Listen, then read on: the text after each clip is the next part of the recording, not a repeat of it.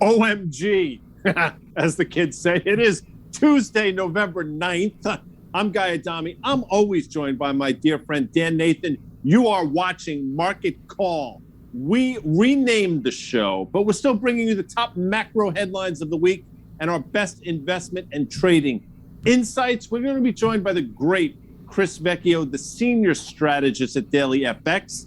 Today's Market Call is being brought to you by our presenting sponsors, IGUS, one of the fastest growing Forex dealers in North America, and of course, Dan, Open Exchange, because as you know, they manage virtual meetings that matter for the top companies around the world. I am geeked up. Dan Nathan, how are you? You are geeked up. Hey, we got a new name, but do we have a new outlook, Guy? You and I have been slightly pessimistic as we've had this kind of runaway breakout over the last month or so here, and there do seem to be some kind of headwinds coming here, you know? I mean, it really feels like all of a sudden some things are building and some people who you want to listen to about markets, about bubbles, about, exuberant kind of sentiment are kind of sounding the alarm a little bit, huh? The first one we want to listen to is the great Michael Burry of The Big Chill. You remember that movie? It was great. Kevin Costner, by the way, was supposed to be in it. He didn't make it, but Michael Burry said Elon Musk may want to sell his Tesla stock. Remember, over the weekend, Elon Musk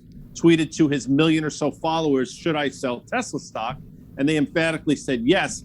And Michael said it to cover his personal debts and compares the current market to, get ready for this, Dan, the Dutch tulip bubble, which, as you know, I lived through, and it was not pretty, Dan Nathan.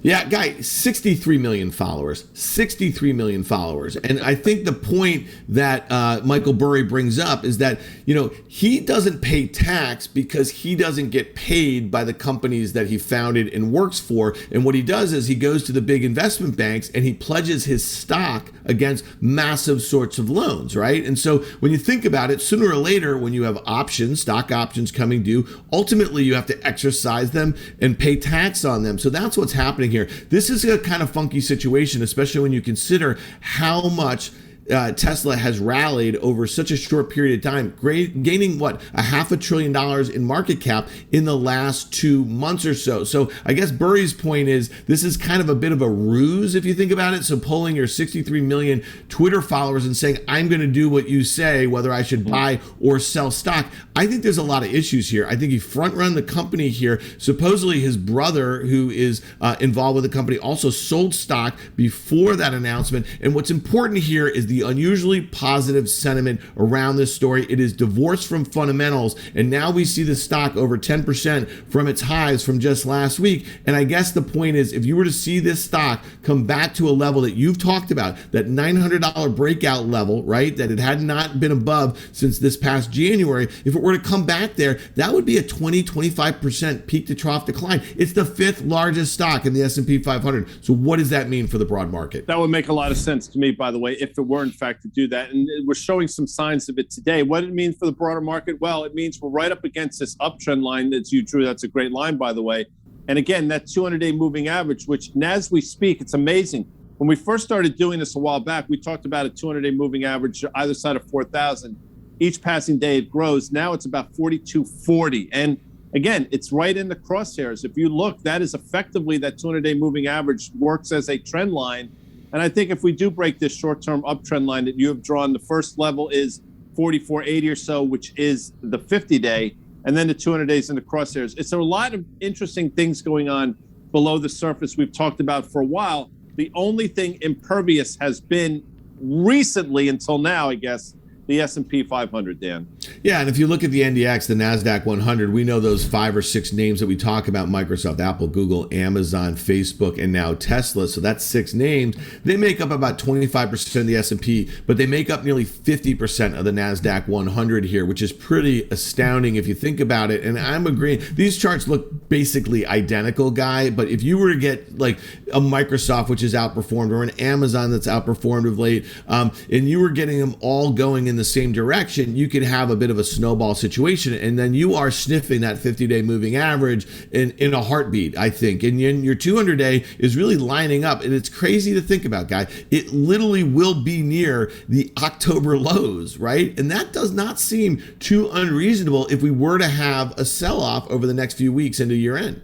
You just have to wonder what's going to precipitate that, and which one of the MAGA names are we going to lose? That's really what the story is. And listen, the one that's telling a much different story, though, is the RTY, obviously the small cap index, which basically is saying, you know what, the economy is going to reopen in a major way. These businesses that are most levered to the economy are going to do really well. Maybe that's on the back of the news from Pfizer. Maybe it's on the back of the infrastructure bill. Maybe it's a combination of those two or other things as well. But the RTY is broken out, and I've said for a while that I thought small caps were going to tell the tale. If I'm true to my word, it's telling a much different story than we just talked about in terms of the SPX and the NDX.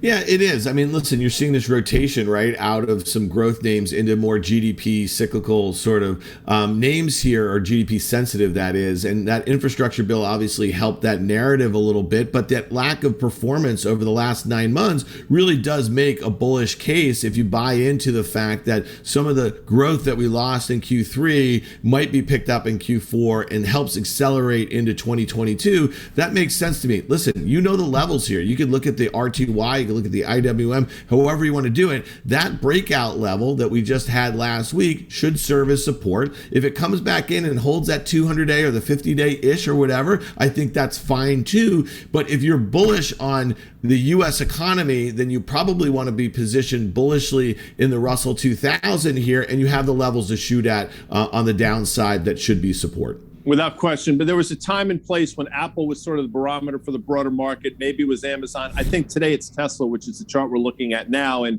he obviously had that parabolic move post earnings. Now, I said for a while on this show, I said it on Fast Money, that I thought we would test and basically trade through that prior high in January, that $900.30 high, and probably top out around 1,000. And that's what happened on earnings, I believe, on October 27th. Well, it actually added to that and traded up to 1240. Now we have this little island potential for an island reversal. It's interesting. I'll stand by that. I still think we're going to trade down to 900. The question is, if that in fact does happen, what happens to the aforementioned NDX and S&P 500? That's really the question. What are your thoughts here, Dan? I think you probably share a similar view as I do. Yeah, no doubt about it. I think your point, though, about Apple used to be the barometer versus Tesla right now. Apple back in the day, though, never traded at a multiple that most investors were too worried about. Not until very recently during the pandemic when it started trading at a market multiple. So I guess the point about Tesla is that its valuation had always been divorced from technology multiples and also certainly auto multiples. And so investors are trying to figure out what this company is. Is it a tech company or is it an auto company? And with $1.2 trillion market cap at its highs last week, it made up like 85% of the global market cap of all automobile companies that are publicly listed, which is insane when you think about the fact that they have low single-digit market share in total autos. So this week it'll be really interesting. Rivian, which is going to be a competitor in the electric vehicle space, is coming public. It's maybe rumored to be 60, 70, $80 billion. Let's see if that helps to be a sort of a sentiment top in this space. But you might see investors making room in their Tesla position, which has performed magnificently, right, over the last year, to kind of get greater exposure, whether it be in Rivian or Lucid, or there's some other names that have come public in the last year or so in the EV space. So this is not a one-trick pony anymore, at least as far as exposure for investors to the space. We're going to take a look at two names that are sort of the push me, pull you of this market. The first one caught everybody's imagination a few years ago, took a breather. Now it's off to the races again, Dan, and that's Nvidia. You can wax poetic about why on valuation, and you have all the metrics in front of you. This makes no sense. And quite frankly, you're 100% right. And maybe it is exhausting itself now on extraordinary news, but this stock has been a monster now for the last 3.5, 4 months. Yeah, I mean, since the beginning of October, Guy, the stock has gone from just under 200 to just over 300. When you think about that in market cap terms, with nearly an $800 billion market cap, I mean, that is astounding, 50%. That's not normal. And I guess that's one of the things that's the only thing I can say to you about my 25 years in the business and watching the dot-com bubble kind of inflate and then burst, and then into the financial crisis with a whole different group of stocks. And then this last 10 10 years as we think about mobile and social and cloud and the sort of valuations that we've seen here. This is not normal to have a 1 month $300 billion in market cap being gained because of a bunch of buzzwords. They're AI, it's autonomous, it's metaverse, it's all these sorts of things. That doesn't make sense. This will have a reckoning at 65 times earnings and about 30 sometimes sales for a hardware company, because that's essentially what they do, right? If you're making chips, that doesn't make a whole heck of a lot of sense. I think at some point you're going to see this thing pull back to the sorts of breakout levels like you saw in Tesla. But then the question is, what about the bad stories in the market, Guy? The ones that used to be very, very popular names that are now going the other way. Yeah, and that's our next one is PayPal, which is really fascinating. And it seems like PayPal sort of sealed their fate in terms of this move when I understand they denied the announcement, but that Pinterest news obviously took a lot of air out of the sails. Now, this was happening long before that Pinterest news, but my question to you is, where there's smoke, there's fire, number one. And what is PayPal seeing where they even consider something like that? Are they seeing the slowing growth, which then brings the multiple into consideration? Nobody cares about multiple on the good days.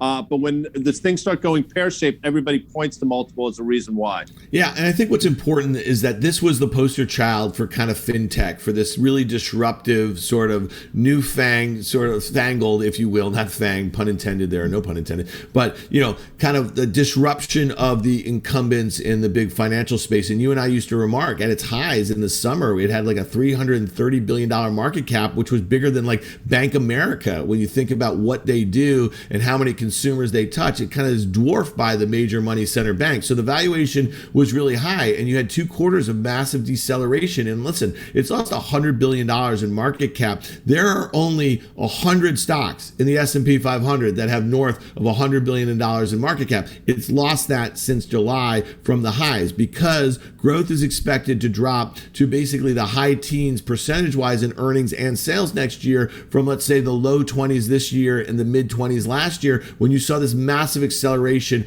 of their products and their services. To me, that tells you what's wrong with this market. Investors want to shoot first, ask questions later on high multiples that aren't working, that are decelerating. But on the ones where the narratives are good and the buzzwords are good, there's no valuation that they won't pay. And that, I think, will be the reckoning in this market when we finally do have a meaningful correction. For you armchair technicians out there, you'll notice that the 50-day moving average is now crossing through the 200-day on the downside. And it makes you wonder if they're sort of grasping at straws at PayPal, because I think they announced sort of an equity platform as well, which sort of makes you wonder. I mean, this is just a company that was growing, now just transforming into a mature company with less growth. You just wonder where the stock shakes out. But it's been a remarkable move since the summer. And again, it makes you wonder, beneath the surface, we're seeing a lot of things that the broader market doesn't seem to care about. One thing I do care about, though, Dan Nathan, is your Twitter account, because it is, what do they call it when something's on fire? They think they call it on fire? Yeah, well, it's like a fire emoji. A fire emoji, right? I like the fire emoji. I try to use it as often as possible. You said the 10-year U.S. Treasury yield may never, and you chose to capitalize N, like a former president would capitalize random words from time to time, be above 3% again, unless, and you capitalize this, maybe it deserves a capitalization, hyperinflation is going to change everything. And we have 2 charts to illustrate that. Dan. Yeah, well, you know what I was doing here. I mean, let's be frank, and we know this is upper left, bottom right, and we know the reasons over the last 30 years. For the most part, there's a lot of things going on, whether it be demographics, whether it be central bank action, all these crises that seem to be accelerating in our financial world over the last 25 years or so. But when you see that, and when you see that downtrend, I think what's really important, if you go back to 2000, and you go back to 2007, and you go back to 2019, all of those highs were at significant stock market highs, okay? And they all happen to correspond. So you had rising rates into them, and then you had these massive corrections. And in both instances of the last 3 instances of crises, we've seen basically the Fed fund rates go to 0. And finally, the 10-year U.S. Treasury yield also did the same in the last crisis. And look at that dislocation here. But here we are. We're back at that level, Guy. We're back in 2012 post-financial crisis. And then back in 2016 when there were a lot of growth fears about China. Those were supposed to be generational lows in the 10-year U.S. Treasury yield at 1.4%. Now they actually seem to serve as technical resistance. And when you look at that range up to 2%, I know that you think that we should be at 2% in the 10-year U.S. Treasury yield, but it doesn't budge. And then you look at that downtrend, I just don't see a scenario where we are anytime soon, given where sovereign bank, like debt loads are, that we'll ever be back at that 3% where we got back in 2018-19. It's remarkable. I think global sovereign debt is now north of 110% of global GDP, which is an extraordinary number. Yeah. This chart illustrates it all, Dan. You nailed it. I mean, this is, as you say, to a certain extent, upper left to lower right, although it's a bit of a flat line, but it says all you need to see. I mean, we traded up to this line a couple times and it failed. Right here, we're right against the 200-day moving average, this 145 level. I thought we were going to break through last week. We did anything but. As a matter of fact, I think at one point, 10-year yields went down to 142 or so. And it's just extraordinary. I don't want to get all macro on you, although that's what we're tasked to do. But real yields have never been lower. I mean, we're talking about real negative yields, and it's just a remarkable number for you economists out there. But this is a really interesting chart, and I think you nailed it. It is, by the way, now halftime at the macro, the market call here. And it's time to bring in our good guest, the senior strategist at DailyFX, Chris Vecchio, who, by the way, has an eerie resemblance to the great and late Johnny Cash, the man in black. Chris Vecchio, how are you today?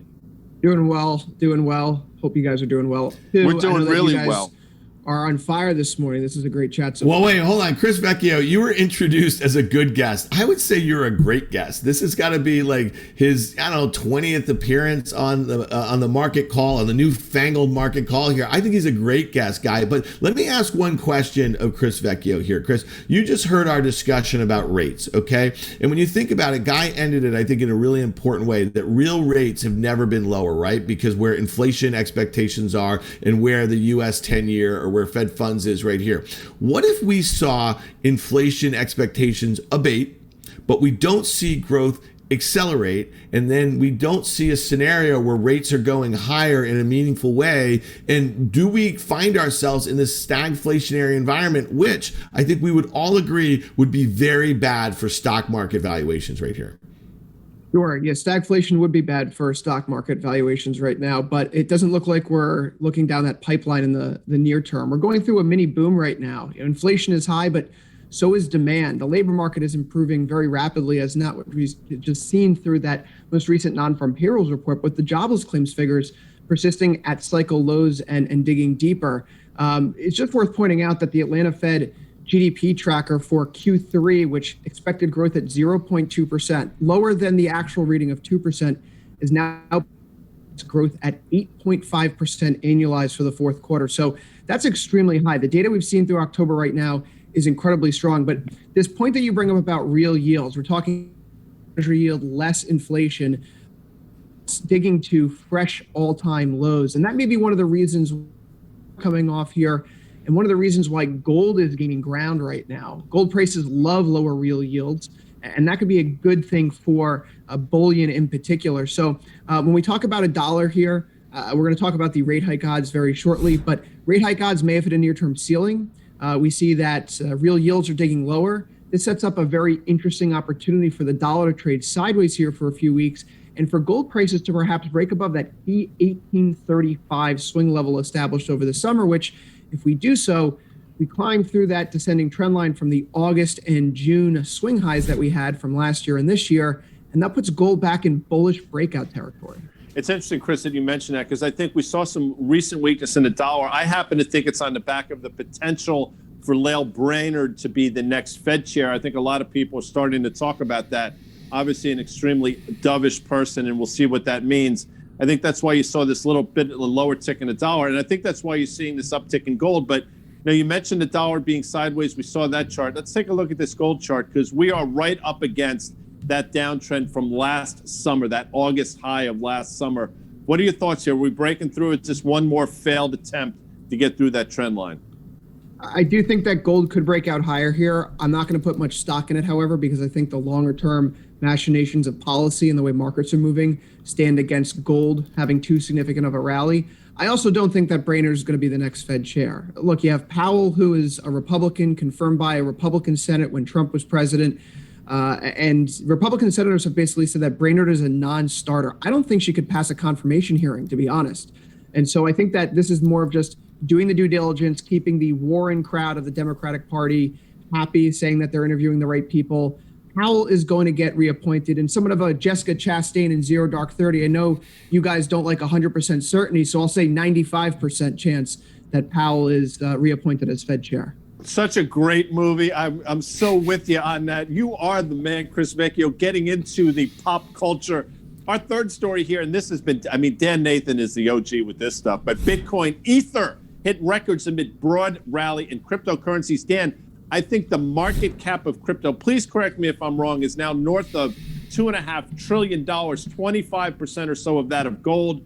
We do have a breakout on our hands, Dan Nathan. Thoughts, please. Yeah, I'd love to go deeper with Michael Burry's thoughts about what's going on in markets in general, because I think he has to be thinking about crypto assets, and I don't want to say currencies, if you will, because really these things are acting like assets that are not bolted down in a rate environment where people are looking for some outperformance anywhere they can get them. And I'd also make this point, with rates coming in, despite growth expectations, despite stocks doing really well and other assets like art and real estate.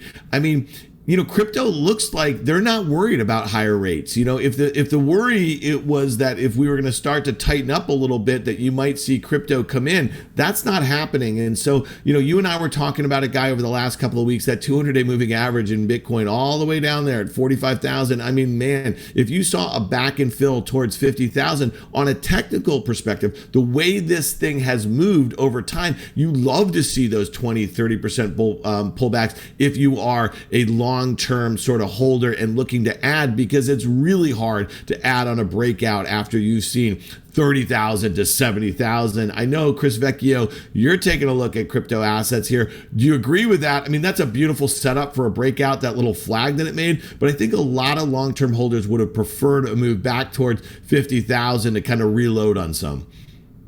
Yeah, technically speaking, this is now in bullish breakout territory, and getting a pullback towards that 200-day moving average would take a lot of change in current market sentiment right now.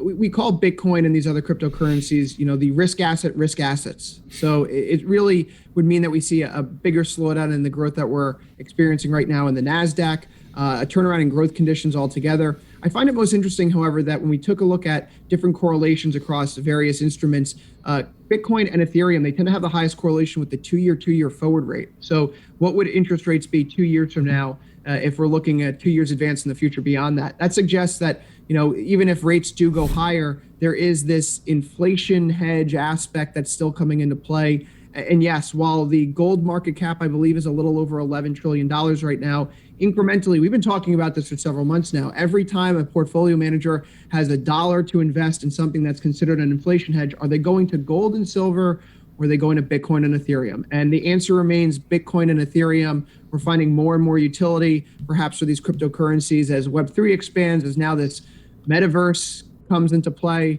Perhaps I think that this is a trend that can facilitate more gains in the medium term here, so long as stocks continue to point higher, which I do think they will. Dan, a lot of people think that Ethereum is the building block, the most impressive of all. Before we get to that, I just want to mention, on these Zoom type calls, people can message you. And one of our crack producers, Brendan Bresney, texted me during this thing, and he said, double top and I won't use the word he used, but a lot of people think, forget about double tops. This sucker's going higher. Clearly Bitcoin, and it looks like Ethereum as well, which a lot of people think are the building blocks of all of this. Yeah, I think what really changed in 2021 around the narrative about crypto is that it went from being like a cryptocurrency thing where we were worried about regulation to really more of a crypto asset, or a new internet, if you will. And so you're going to keep hearing this term Web3, and it's also very interrelated to this other buzzword of metaverse, right? That we heard a whole heck of a lot about from Mark Zuckerberg. Zuckerberg just a few weeks ago here. And so when you think about that, what are the native currencies of a metaverse? They're going to be digital, right? And so there's going to be a lot of opportunities, I think, for different currencies for transactional purposes. But when we think about Ethereum, we do think about it, as you said, Guy, it's more of a platform where things like NFTs can be built on. And then you're using the ETH as almost gas, and they call them gas fees to create things like NFTs and that sort of thing. So to me, there's a lot of reasons to kind of be involved in these things, and I'm excited about it too. I'm intellectually very curious about it. I think, like all of us, we probably wish we knew a lot more at the start of this year about these things and the different applications for them and the potential value of them. But I think Chris made the most important point, is that the incremental dollar that might go towards a store of value for an inflation hedge is probably going to go towards crypto assets going forward. We're seeing that in NFTs. People who made a lot of money in crypto, they're reinvesting it within crypto. And I think that's going to be a big story of Web3 and the metaverse going forward. Before we get to Chris Vecchio's chart about the Fed rate hike odds, which we're looking at now, I just want to mention that apparently Camilla Parker Bowles had a bit of a gas problem with President Biden over there in Glasgow, but that's completely off topic. Chris Vecchio, please talk to me about this. Your first chart, Fed rate hike odds. Sure thing, Mr. Bad Hat Harry over there. So when we talk about what's going on with the Fed meeting last week, the Fed made pretty clear that they're going to be tapering asset purchases through June 2022. That's when things get zeroed out. It's also been no secret, based on historical cycles, but also from what Fed Powell's said recently, that they're not going to be raising rates before the taper's done. Now, they could accelerate the rate of tapering, but let's just say it's going to end in June. That means June becomes the first period in which the Fed can actually raise rates. Well, right now, rates markets are already pricing in June 2022 as the first period for when the Fed will raise rates. There's a bit of a ceiling here. We can't really go much higher, go much further or faster than we've already come the last few months. And this is a problem for the dollar. The dollar's been tracking Fed rate hike odds, those euro-dollar spreads, the shape of the 2, 5, 10 butterfly, back to the summer. And if they really can't advance much further right now because there's a theoretical ceiling in place, then that means the dollar can probably come down, if not just move sideways here for the foreseeable future. So it feeds back into our conversation earlier about lower real yields. It also feeds into the conversation about gold prices potentially breaking out. If the dollar is at a near-term top because of what's happening on the Fed side of the equation, that gives other assets, particularly US dollar denominated assets, the ability to run higher. So that could mean higher crude oil prices, higher gold prices, may even give a lift to some things like Bitcoin and Ethereum, what have you. And then you wonder what it means for the euro, because, if you see a weakness in the dollar, how is it going to manifest itself here? Which is really interesting that you have the potential for, I say potential for, a bit of a double bottom here. I get it, it's short term, but what are your thoughts? I think, if nothing else, we should be trading right around 117, I think, in the euro-ish. I would agree. In the very near term, it looks like the euro has some room to run up into that 116.65, 117 neighborhood here. I would caution, though, that the ECB and rates markets are at odds. Right now, the ECB is telling us that they're not going to be raising rates anytime soon and that they think rates markets have it wrong. Well, just this morning, I was looking at overnight index swaps, markets pricing in July 2022 for the first ECB rate hike. So something's got to give there. Either the ECB is going to back off and the euro is going to rally significantly, or the ECB will continue pushing against rates markets, which kind of what the Bank of England did last week, and we're going to see the euro come back down. But in the very near term, I do think that room is there for the euro to rally higher here. There is that potential for a double bottom. We can get up into that 116.65 neighborhood, that former August low, the descending trend line from the swing highs that we had over the summer months, before looking for another potential sell opportunity. But if we find ourselves above 117, we're talking about a much more protracted set of circumstances for euro gains, dollar losses heading into the final month of 2021. Yeah, I agree with that. Past support obviously becomes resistance. I made a joke a few minutes earlier that some would interpret as crude about Camilla Parker Bowles. Well, here's a crude chart just to sort of tie a ribbon on it, Chris Vecchio.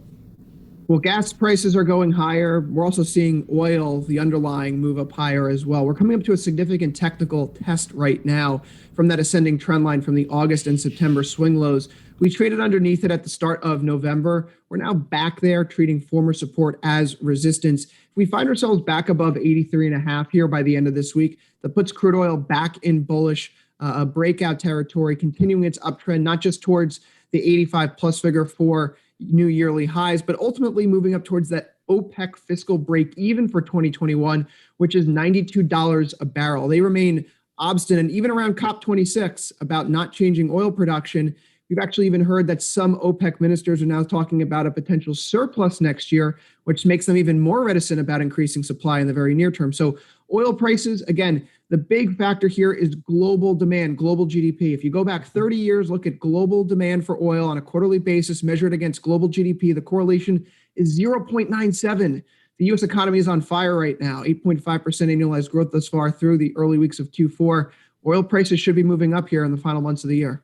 We are now 14 months into the macro setup, or now the market call macro, and that is the first time the words obstinate has been used. Thank you, Chris, for that. Dan Nathan, some parting thoughts, please. Yeah, I just think, again, I want to kind of end with what we started here. I think some of the behavior, at least in the stock market, is not particularly natural here, and I think it's worth noting. And I know that the stories are great, and there's a lot of enthusiasm about them, and I think that you don't want to be kind of, fading these sorts of stories. But in the stock market, it's a little different, right? Like, at a certain point, they need to be connected to fundamentals. We're seeing some disconnects also in the crypto markets, too. So I just warn that, we might keep things together into year end. We know that seasonally this is a good time of year, and there may not be a reason to do it, but I think the higher we go right now might be the harder we fall at some point in early 2022. And I'll just make this last point, Guy. We've had, I think, the steepest peak to trough decline in the S&P 500 this year is maybe 5.5% or so. We have only had about 4 years in the last 40 or so where there hasn't been a 10% decline, and I think that's coming to a theater near you. So stay tuned. I love that, theater near you. That Harder They Fall. It sounds like a Clash song. By the way, Clash, one of the most overrated bands in the history of rock and roll, Dan, but that's for another show. I want to thank our guest, the great Chris Vecchio, the man in black, senior strategist at DailyFX. Today's market call macro was brought to you by our presenting sponsors, IG, one of the fastest growing Forex dealers in North America, and of course, Dan Nathan, and I love this part, Open Exchange, because, Dan, they manage virtual meetings that matter for the top companies around the world. We will see you next Tuesday. See you later.